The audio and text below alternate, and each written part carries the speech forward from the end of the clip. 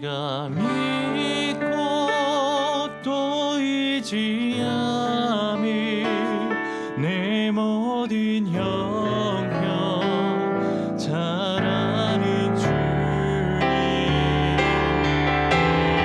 너희 보아주실 것을 나는 확실히 아네.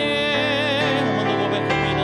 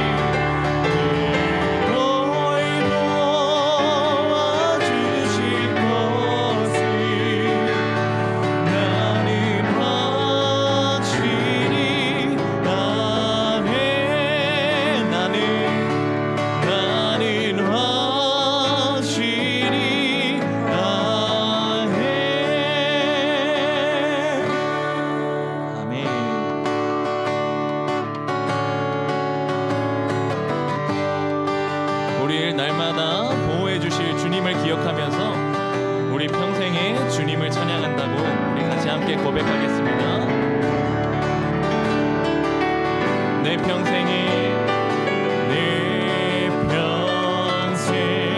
사는 동안 주 찬양하리. 여호와 하나님 내 주를 찬양하리. 주님을 묵상함이 즐겁도다. 내 영혼 주 안에서 참 기쁘리. 내 영혼아 주님을 성축하라. 내 영혼아 주님을 찬양하라. 내 영혼아 주님을 성축하라. 내 영혼아 주님을 찬양하라. 우리 처음부터 고백할까요? 내 평생 사는 동안 주 찬양하리. 여호와 하나님 내 주를 찬양하리. 주님을 묵상함이 즐겁도다. 내 영혼 주 안에서 참 기쁘리. 아멘. 내 영혼아 주님을 성축하라. 내 영혼아 주님을 찬양하라. 내 영혼아 주님을 성축하라. 내 영혼아 주님을 찬양하라. 우리 마지막으로 고백하길 원합니다. 내 영혼아 주님을 성축하라. 내 영혼아 주님을 찬양하라. 내 영혼아 주님을 성축하라. 내 영혼아 주님을 찬양하라.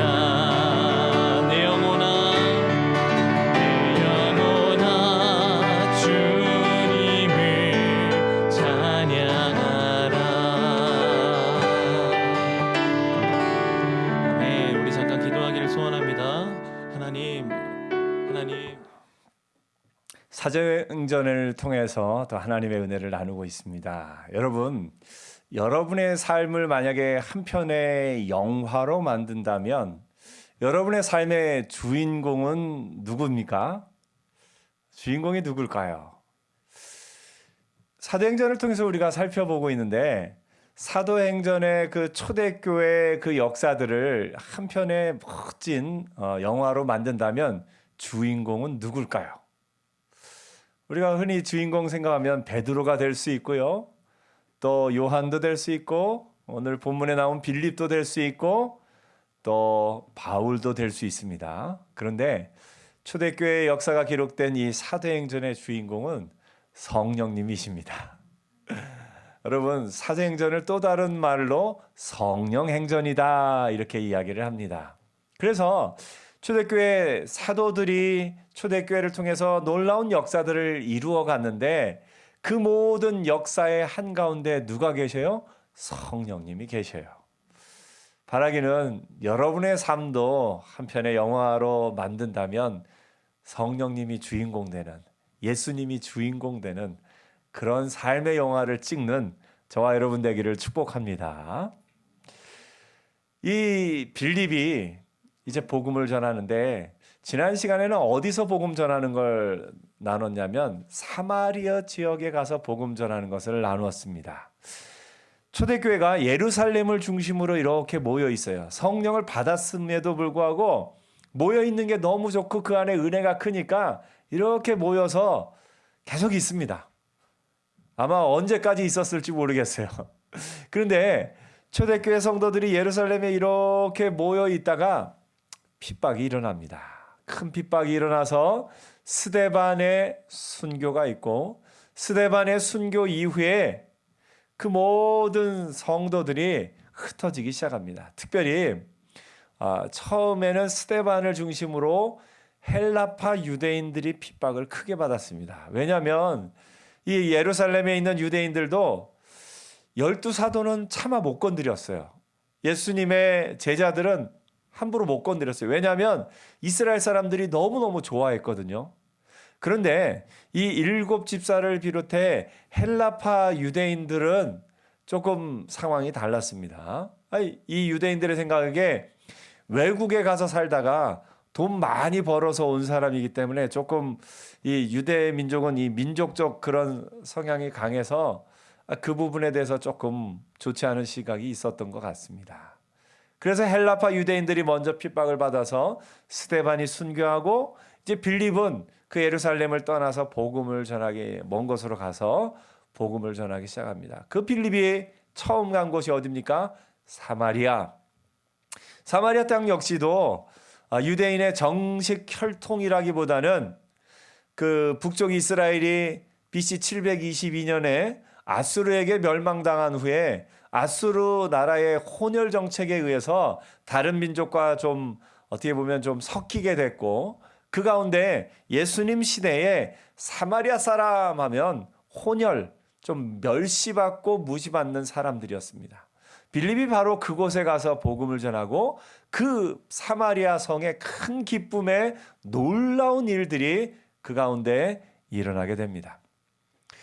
그랬던 빌립이 성령께서 빌립을 어디로 이끌어 가시냐면 이제는 예루살렘 북쪽에 있는 사마리아 지역이 아니라 남쪽으로 데리고 가십니다. 그래서 성령께서 이끌어 가시는 대로 빌립이 남쪽으로 내려갑니다. 내려가서 어디에 가냐면 가사로 가는 길 이렇게 합니다. 요즘 혹시 여러분 이스라엘 뉴스 듣다가 가자 지구 얘기 혹시 들으셨나요? 예. 이스라엘 제일 남쪽에 이집트, 애굽과 이어지는 그쪽에 이스라엘 광야 길을 지나는 마지막 오아시스가 있는 곳입니다. 여러분 이제 고속도로 이렇게 가다가 이 고속도로 전 마지막 주유소 이렇게 써 있는 거 혹시 보셨어요? 예, 어디나 고속도로 전 마지막 주유소 써 있으면 괜히 기름을 이 차에 이제 얼마 정도 연료가 남았는지 한번 보게 되죠. 그리고 좀 부족하다 싶으면 가서 연료를 채우게 됩니다. 이 가자 지구도 가사도 그런 역할을 하는 곳이었어요. 마지막 오아시스다 하면 그 당시에는 이제 애굽에 내려가기까지 또 긴 길이 있으니까 물도 채우고 말들도 물 주고 하는 그런 지역입니다. 이스라엘의 가장 아래쪽에서 더 애굽으로 내려가는 그 지역에 있습니다. 거기서 그는 에티오피아 사람 곧 에티오피아 여왕 간닥의 모든 국고를 맡은 관리인 네시를 만납니다. 에티오피아 사람 하면 피부색이 무슨 색이겠어요? 검은색입니다. 물론 이 에티오피아가 오늘날의 에티오피아는 아닙니다.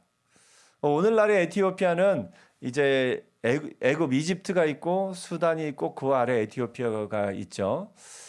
아프리카 나라들 가운데는 유일하게 우리나라 6.25 전쟁 때 참전해서 도왔던 나라가 에티오피아입니다. 제가 에티오피아를 한번 도와주러 갔었는데요. 왜 도와주러 갔었냐면 그때 6.25 전쟁 때 우리나라를 도왔던 사람들은 이제 왕실 친위대 소속 군인들이었어요. 근데 에티오피아가 그 이후에 공산화가 진행되면서 우리나라에 왔던 군인들은 굉장히 그 에티오피아 내에서 직급이 높은 그러니까 그런 군인들이었는데 에티오피아가 공산화가 진행되고 바뀌고 나서는 그 왕실 친인대 군인들이 갑자기 극빈층으로 전락한 겁니다. 그래서 지금은 에티오피아 내에서도 좀 산에 이렇게 그 베테런스 그 참전 용사들이 이 사는 지역이 따로 있어서 조금 어렵게 지낸다 하는 소식을 듣고 우리나라에 도와줬던 그것에 대한 고마움을 표시하기 위해서 저희가 시계도 준비하고 선물도 준비하고 해서 가서 그 에티오피아 분들에게 또 이렇게 사랑을 전하고 고마움을 전하고 그들에게 식사도 대접하고 그랬던 기억이 있습니다. 그때 당시에 함께 갔던 기자가 또 기사를 써서 그 사진으로 그 조선일보 신문에 실리기도 하기도 했어요. 그러니까 우리나라가 전쟁을 도와준 그 나라를 잊지 않고 고마움을 표시했다 하고 신문에 이렇게 실리기도 했습니다. 그랬는데 그 에티오피아 지금의 에티오피아하고는 이 에티오피아는 조금 다릅니다. 지금의 아마 수단 지역이다라고 이렇게 이야기하기도 합니다. 이 에티오피아 국고를 맡은 내시가 성경을 알았어요. 어떻게 성경을 알았을까요? 여러분, 예수님이 태어나셨을 때 동방 박사들이 찾아왔다는 얘기 다 아시죠? 동방 박사들은 어떻게 그 예언을 알고 찾아왔을까요? 예, 그것은 우리가 성경에는 기록되지 않았지만 예를 들면 다니엘과 세 친구들이 어느 나라의 높은 지위에 오릅니까? 바벨론이라는 나라에 굉장히 높은 지위까지 올라갑니다. 그리고 그 다니엘에 썼던 다니엘서, 그러니까 바벨론 왕국에 굉장히 높은 지위에 있던 사람이 썼던 예언서인 다니엘서 누가 읽겠습니까? 그 바벨론에 있는 그 후대 사람들이 대대로 우리 선조 중에 누가 이 바벨론의 어느 직급에까지 올랐던 그 사람이 쓴 책이야 하면서 또 읽고 그러지 않았겠습니까?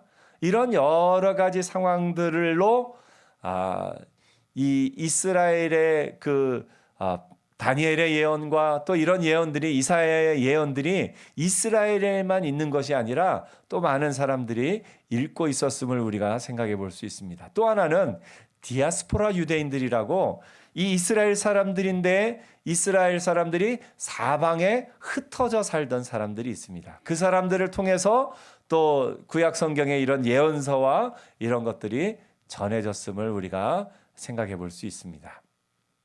그래서 그 에티오피아 여왕의 내시가 그 성경의 예언을 듣고 그 예언 말씀을 확인하고 싶어서 예루살렘에 옵니다. 그 성경의 예언에는 이런 예언도 있어요. 이사야 56장 3절에 보면 여호와께 연합한 이방인은 말하기를, 여호와께 연합한 이방인, 그러니까 유대인만 구원을 얻는 것이 아니라 이방인 중에서도 여호와를 믿는 사람들에 대해서 이제 예언한 거예요. 여호와께 연합한 이방인은 말하기를, 여호와께서 나를 그의 백성 중에서 반드시 갈라내시리라 하지 말며, 고자도 말하기를 나는 마른 나무라 하지 말라. 여호와께서 이와 같이 말씀하시기를, 나의 안식일을 지키며 내가 기뻐하는 일을 선택하며 나의 언약을 굳게 잡는 고자들에게는 내가 내 집에서 내 성 안에서 아들이나 딸보다 나은 기념물과 이름을 그들에게 주며 영원한 이름을 주어 끊어지지 아니하게 할 것이며 라고 말씀하고 있습니다. 그러니까 이방인들에게도 은혜가 임할 것이라는 예언이 이사야에 있어요. 그러니까 에티오피아의 내시였던 이 사람이 이런 예언들을 읽고 어떻게 했습니까? 은혜를 받은 거죠. 그래서 그 예배를 드리러 예루살렘에까지 온 겁니다. 그런데 검은 피부의 사람이 이 예루살렘 성전에 딱 왔다고 생각을 해보십시오. 환영을 받았겠습니까? 조금 이상한 눈으로 봤겠습니까? 에티오피아 내에서는 국왕의 그런 어떤 국고를 맡은 내시면은 어떻습니까? 막강한 힘을 가진 사람이죠. 그런데 예루살렘에 왔는데 별로 환영을 못 받은 것 같아요. 왜냐하면 예루살렘은 성전이 이렇게 있으면 성소 안에는 아무나 못 들어갑니다. 이 유대인 중에서도 남자들만, 그것도 12세 이하 된 아이들은 또 못 들어가요.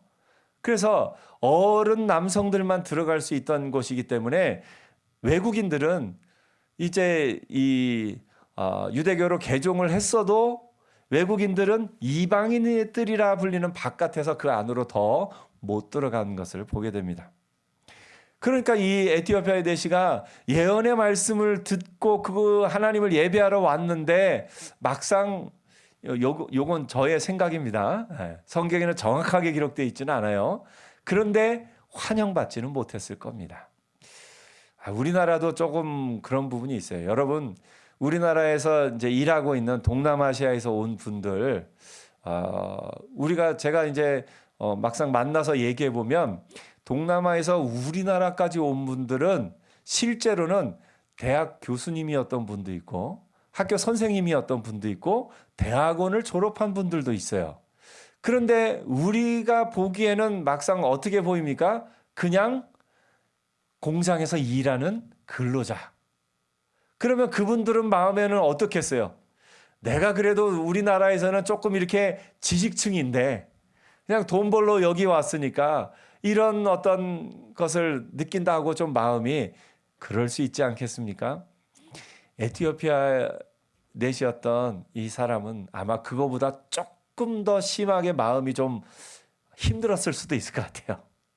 예언의 말씀을 읽고 그 하나님의 말씀을 듣고 하나님을 예배하기 위해서 왔는데 아마 좀 그런 마음들이 좀 있었을 것 같고요. 또 하나는 그가 때마침 방문한 지금 예루살렘에 어떤 일들이 벌어지고 있습니까? 그 6월절 기간에 아마 이 사람이 그냥 오지는 않았을 거고 6월절 기간에 좀 맞춰 오지 않았을까 이렇게 생각도 해봅니다. 벼르고 벼러서 온 거예요. 근데 그 기간에 어떤 일이 일어납니까? 예수님이 십자가에 달려 죽으신 사건이 있고 또 그 이후에 초대교회에 그런 역사들이 있고 혹 그 이후에 왔더라도 바로 얼마 전에 일어난 일이기 때문에 듣게 되었겠죠. 그리고 지금 이 시점에는 그 스데반의 순교를 비롯한 그런 박해의 소식도 또 들었겠죠. 이런저런 소식들을 듣고 이 사람이 복잡한 마음 가운데 내려가고 있었다라고 우리가 생각해 볼 수 있습니다. 이 부분은 이제 성경에 나와 있는 내용이라기보다는 그 에티오피아 내시에 대해서 이 상황은 이랬을 것이다 하고 한번 생각을 해본 겁니다. 바로 그때 여기서부터는 이제 성경의 내용입니다. 주의 사자가 빌립에게 말하여서 남쪽으로 내려가라 하는 음성을 듣고 그 내려가서 그 에티오피아 여왕 간닥의 모든 국고를 맡은 관리인 내시를 만납니다. 그때 성령이 빌립더러 이르시되 이 수레로 가까이 나아가라. 누가 이르셨다고요? 성령께서 이르십니다. 여러분, 이 초대교회라는 영화의 주인공이 누구시라고요? 성령께서. 사도행전을 우리가 또 다른 말로 뭐라고요? 성령행전이다라고 부릅니다. 성경에는 그래서 사도행전에는 주의 사자 혹은 성령 이야기가 참 많이 나옵니다. 사도행전 5장 19절에 베드로와 요한이 감옥에 있을 때 이렇게 나타납니다. 주의 사자가 밤에 옥문을 열고 주의 사자가 역사하고 계시죠. 또 이제 고넬료에게 복음을 전하는 우리가 이 뒷부분에 보게 될 고넬료에게 복음을 전할 그때도 성경은 뭐라고 기록하고 있냐면 고넬료에게 하루는 제9시쯤 되어 환상 중에 밝히 보매 하나님의 사자가 들어와 이르되 고넬료야 하면서 하나님의 말씀이 임하는 것을 봅니다. 때로는 이 주의 사자가 심판을 행하기도 합니다. 사도행전 12장에 헤롯이 영광을 하나님께 돌리지 아니하므로 주의 사자가 곧 친히 벌레에게 먹혀 죽으니라 이렇게 나타나기도 하고요. 사도행전 27장에 보면 바울이 이제 로마로 압송되어 가는 과정 가운데 이렇게 이야기합니다. 내가 속한 바 곧 내가 섬기는 하나님의 사자가 어젯밤에 내 곁에 서서 말하되 바울아 두려워하지 말라. 내가 가이사 앞에 서야 하겠고 또 하나님께서 너와 함께 항해하는 자를 다 내게 주셨다 하였으니 하면서 하나님의 사자에 대한 이런 이야기들이 많이 나옵니다. 또한 직접적으로 성령을 언급한 구절도 사도행전에 참 많이 나옵니다. 우리가 가장 잘 아는 구절은 이 바울이 복음을 전하러 갈 때요. 원래는 바울이 자기가 살던 지역에서 가장 어떤 발달한 문화가 있는 이 아시아 지역. 그러니까 여기서 바울이 말하는 아시아는 오늘날 우리가 요한계시록에서 읽은 소아시아 그런 지역을 아마 언급한 것으로 우리가 이해할 수 있습니다. 성령이 아시아에서 말씀을 전하지 못하게 하시거늘 그들이 부르게와 갈라디아 땅으로 다녀가 무시아 앞에 이르러 비두니아로 가고자 애쓰되 예수의 영이 허락하지 아니하시는지라. 바울이 복음을 전하려 할 때 여기로 가려고 해도 막으시고 저기로 가려고 해도 막으시고 그래서 그 바울을 어디로 인도하셔요? 꿈에 마게도니아 사람이 나타나 환상 중에 와서 우리를 도우라 합니다. 거기서 이제 나중에 뒤에 또 우리가 살펴보겠지만 마게도니아 사람은 누굴까요? 당시 사람들이 마게도니아 사람 하면 누굴까? 대표적인 사람 누굴까요? 마게도니아의 왕 중에 그 지역 전체를 제패한 왕이 있죠. 우리도 잘 아는 알렉산더 대왕입니다. 알렉산더 대왕의 얼굴은 요 동전에 이 헬라 문명이 이루어지고 그 동전에 황제의 얼굴을 넣는 것이 이제 로마 시대에도 이어지는데 알렉산더 대왕의 얼굴 그 동전 아마 그것을 알렉산더 대왕 마게도니아 사람 쉽게 구분하지 않았을까 이렇게 생각을 해보기도 합니다. 그래서 바울이 그 환상을 보고 간 첫 번째 지역이 마게도니아의 큰 성 빌립보로 갑니다. 빌립보는 알렉산더 대왕의 아버지의 이름을 따서 만든 성이기도 하고요. 당시 로마의 그 퇴역한 군인들이 지내던 그 도시였습니다.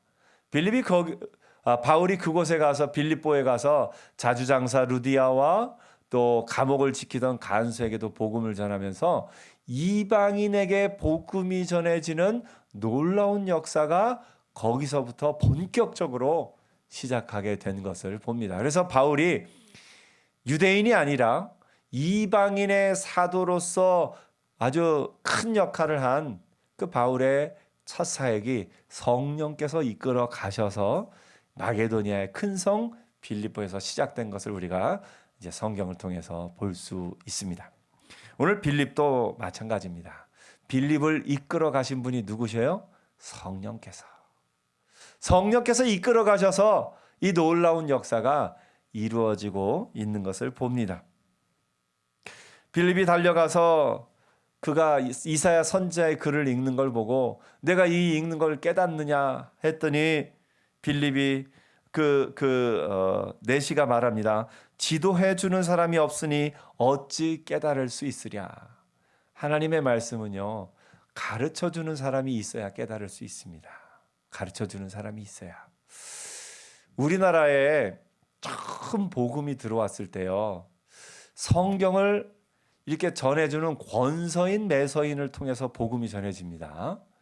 그래서 처음에 선교사님들이 가르치기 전에 권서인 매서인들이 성경책을 한글로 된 성경책을 저 시골 마을마다 가서 이렇게 해요. 그러면 시골 아낙네들이 처음에 성경을 받아들고는 사실은 한글을 잘 못 읽었어요. 처음에 몰랐어요. 그래서 성경을 쭈뼛쭈뼛 이렇게 받아들었는데 1년 뒤에 가면 성경이 너덜너덜해질 정도로 성경을 그렇게 읽은 거예요. 한글을 배우면서 성경을 읽고 그래서 선교사님들이 편지를 쓸 때 한국 사람들에 대해서 뭐라고 썼냐면 바이블 러빙 피플이다. 성경을 사랑하는 민족이다. 세계의 모든 나라 가운데 선교사님이 오기 전에 성경이 먼저 온 나라가 우리나라예요. 선교사님이 우리나라 땅에 채 와서 복음 전하기 전에 이제 토마스 선교사님을 통해서 한자 성경이 먼저 대동강 강변에 왔었고요. 저 만주 지역에서 로스와 맥킨타이어를 통해서 그 스코틀랜드 선교사죠. 그 두 분을 통해서 번역된 성경, 그 성경 이름이 예수 성교 전서 이렇게 됩니다. 제목이 아주 옛날에는 그렇게 썼죠. 그 성경이 그 두 분은 한국 땅에 못 들어왔어요. 왜냐하면 중국 선교사로 있었는데 한국에는 못 들어왔지만 그들이 번역한 성경이 한국 땅에 먼저 들어왔어요. 그리고 또 언더우드 아펜젤로 목사님이 우리 땅에 처음 들어올 때에 그 손에 한글 성경을 들고 있었는데 그 성경은 어떤 성경이냐면 이수정이라는 분이 이제 일본으로 유학 가서 일본에서 그 쯔다센이라는 농업학자에게 그 우리나라 우장춘 박사가 씨 없는 수박을 배워왔듯이 일본에 가서 농업을 배우려고 갔어요. 근데 이분의 쯔다센이라는 사람이 너무 삶이 다른 거예요. 다른 사람들하고. 그래서 무엇이 다른가 봤더니 그분이 예수 믿는 사람이었어요. 그래서 복음을 전해 듣고 자기도 이제 그 복음을 듣고 이 성경을 한국에 전하고 싶어서 당시로는 현토 성경이라고 그러죠. 성경에 그 한글로 토를 답니다. 한자 성경에 한글로 토를 달아서 그 현토 성경을 출판했고 그 출판된 것을 언더우드와 아펜젤로 목사님이 들고 우리나라에 처음 들어온 겁니다. 그러니까 선교사님이 들어오시기 전에 성경이 먼저 들어온 나라고 우리 민족들 가운데는 성경을 사랑하는 전통이 있어요. 저와 여러분도 성경을 사랑하는 자로 살기를 축복합니다. 그랬는데 이 성경이 이렇게 해서 이제 전해집니다. 근데 처음에는 성경을 읽고 이게 어떤 의미인지를 몰랐어요. 그래서 성경을 읽고 어떤 의미인지를 몰랐기 때문에 그 성경을 어떤 선교사님이 가르쳐 준다 하면은 거기까지 가는 거예요. 심지어 기록에는 어떤 기록이 있냐면 이제 농한기, 농사를 이제 안 짓는 그 시기에 저 평양에서 어떤 선교사님이 성경을 가르친다 하는 이야기를 듣고 목포에서부터 15날을 거쳐서 평양에까지 가서 성경을 배우고 왔다 하는 기록도 있습니다. 그래서 성경을 가르치고 배우는 것이 우리 민족에게 놀라운 역사가 있었던 것을 보게 됩니다. 그 성경 말씀이 곧 우리에게 하나님이 이 성경이 기록되기 전에는 구약에는 하나님이 꿈으로 계시로 또 다양한 것으로 우리에게 말씀하셨는데 이 66권의 성경이 완성된 이후에는 하나님이 무엇을 통해서 우리에게 말씀하셔요? 성경을 통해서 우리에게 말씀하십니다. 그래서 그 성경을 통해서 우리에게 말씀하시는데 그 성경을 깨닫게 하고 받아들이게 하고 역사하시는 분이 누구셔요? 성령 하나님이셔요. 우리가 믿음의 전신갑주를 입을 때 구원의 투구 쓰고 의의 흉배 어떤 복음의 신 탁 하는데 모든 것은 다 방어용인데 딱 하나 공격용 무기가 있어요. 그 뭘까요? 성령의 검 곧 말씀을 가지라 이렇게 에베소에서 말씀하고 있습니다. 성령의 검 곧 하나님의 말씀이다라고 이야기를 하고 있습니다. 오늘 여러분 빌립이 이 복음을 전하는데 성령의 인도하심을 따라 그렇게 갑니다. 빌립의 이 복음 전파에 있어서 주인공은 성령님이십니다. 오늘 우리 삶의 주인공도 내가 아니라 성령께서 우리의 삶의 주인공 되는 은혜가 있기를 축복합니다. 성령께서 우리의 삶의 주인공 되기 위해서는 우리가 무엇을 알아야 돼요? 성경을 알아야 됩니다. 우리 민족 가운데 복음이 전해진 지 이제 100년 조금 넘었는데 이렇게 놀라운 역사가 일어난 건 성경을 사랑하는 민족이었기 때문에 가능한 겁니다. 우리 민족 초기에 이제 채 예수 믿은 사람이 몇천 명, 몇만 명 안 될 때 그 믿음의 선조들이 무엇을 위해서 기도했습니까? 100만인 구령운동을 했어요. 와, 놀랍지 않습니까? 이제 막 몇십 명씩 여기저기 모여서 기도하는데 100만 명의 영혼을 놓고 기도했습니다. 그 기도 어떻게 됐습니까?